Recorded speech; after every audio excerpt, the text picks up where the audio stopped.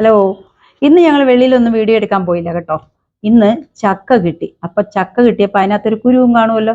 അപ്പൊ ചക്ക കറിയും വെച്ചു, കുരു തോരനും വെച്ചു. അപ്പൊ ചക്കക്കുരു തോരനും ചക്കയാണ് ഇന്ന് ഇവിടുത്തെ മെയിൻ താരം.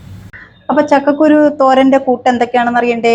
തേങ്ങയുണ്ട്, മഞ്ഞൾപ്പൊടിയുണ്ട്, ഉലുവാപ്പൊടിയുണ്ട്, ജീരകം, മുളക് പൊടി, വെളുത്തുള്ളി, കറിവേപ്പില, ചെറിയ ഉള്ളി, ഒരു പച്ചമുളക്, ഉപ്പ്, ഇത്രയും കൂടി നമുക്ക് അരച്ചെടുത്തുണ്ട്. ചക്കക്കുരു പകുതി വേവിച്ചിട്ടേക്കാണ്. ഇനി നമ്മുടെ കൂട്ടുകൂടി ഇട്ടിട്ട് നമുക്ക് ആ വെള്ളത്തിൽ തന്നെ വേവിച്ചെടുക്കാം.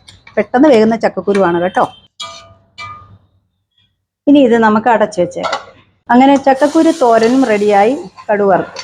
അപ്പൊ ഇനി ഞങ്ങൾക്ക് മീനൊന്നുമില്ല, സാമ്പാറുണ്ട്, പിന്നെ ചക്ക ഇല്ല, പിന്നെ ചക്കക്കുരു ഒരുപാടുണ്ടായിരുന്നു തോരൻ, പിന്നെ മാങ്ങാച്ചാറ്, ചിക്കൻ ഫ്രൈയും വെച്ചു, ചിക്കൻ കറിക്ക്. കഴിക്കട്ടെ. അപ്പൊ ഓക്കെ, ബൈ.